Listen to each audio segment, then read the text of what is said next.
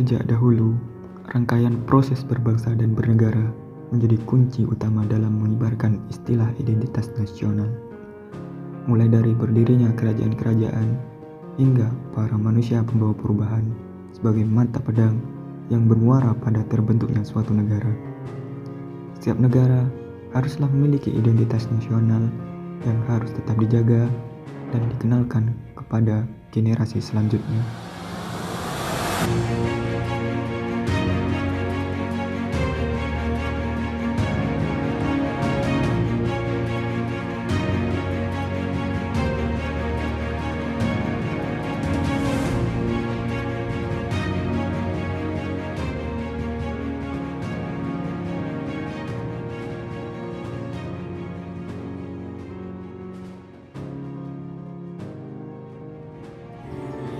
Indonesia merupakan negara kesatuan dengan penduduk terbesar keempat di dunia.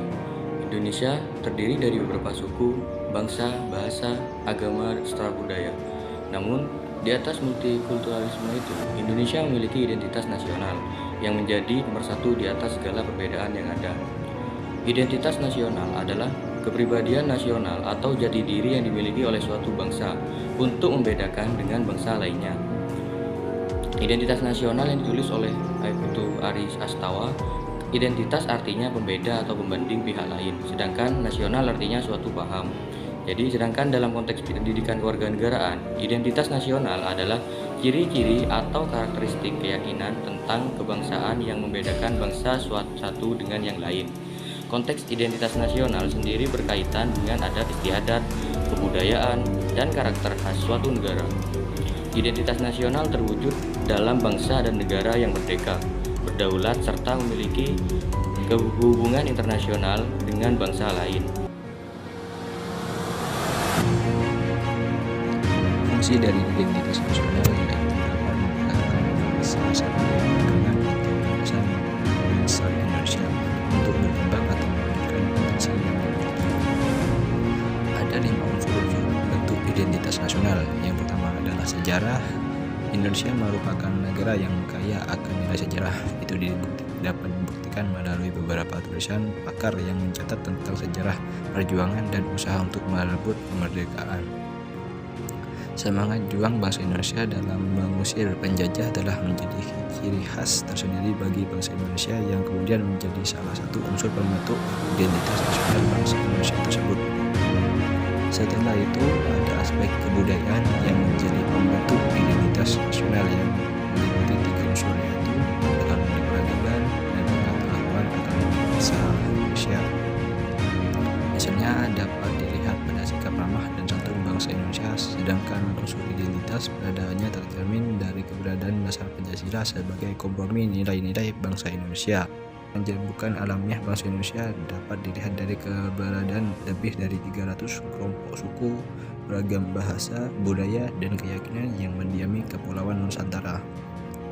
Selanjutnya adalah agama, karena keragaman agama adalah identitas lain dari kemajemukan alamiah bangsa Indonesia.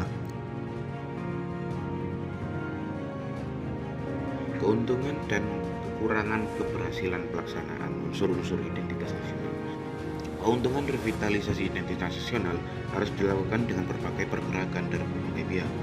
Karena faktor revitalisasi identitas nasional ada 2 faktor, yaitu partisipasi publik dan faktor kepemimpinan. Hal ini bisa dilakukan dengan penerapan kembali moral dan nilai-nilai Pancasila. Alasan kekurang berhasilannya pelaksanaan unsur-unsur identitas nasional adalah 1. Alasan identitas fundamental. Karena kekurangannya pengajaran ataupun penerapan falsafah dan tujuannya negara pada kehidupan sehari-hari dan bermasyarakat, sehingga rakyat Indonesia terutama pada generasi-generasi muda terjerumus ke dalam sekte-sekte. Yang kedua adalah alasan alamiah. Karena pengaruh globalisasi yang membesar-besarkan budaya di luar Indonesia, pengaruh ini membuat masyarakat berpikiran sempit, sehingga banyak rakyat Indonesia yang lebih tertarik budaya luar dan melupakan budaya itu sendiri. Nah, untuk selanjutnya yaitu contoh dari identitas nasional. Yang pertama terdapat bahasa nasional. Bahasa nasional adalah bahasa Indonesia. Jadi ketentuan bahasa diatur dalam Undang-Undang Nomor 24 Tahun 2009 Bahasa Indonesia merupakan bahasa Melayu yang menjadi bahasa persatuan melalui Kongres Pemuda II tanggal 28 Oktober 1928. Bahasa Indonesia disepakati sebagai bahasa nasional. Contoh yang kedua yaitu bendera negara. Bendera negara pertama kali dikibarkan ketika proklamasi kemerdekaan Indonesia. Dan contoh yang ketiga yaitu lagu kebangsaan. Lagu kebangsaan adalah Indonesia Raya. Kemudian menjadi lagu kenegaraan dan kebangsaan.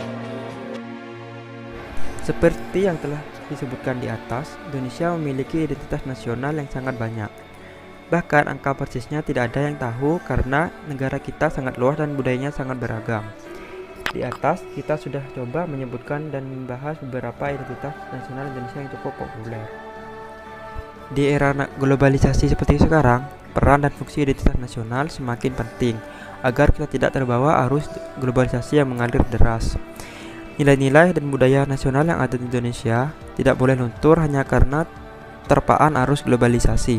Oleh karena itu, kita harus tetap berpegang teguh pada identitas dan nilai-nilai yang mendasari Indonesia, baik sebagai negara maupun sebagai bangsa.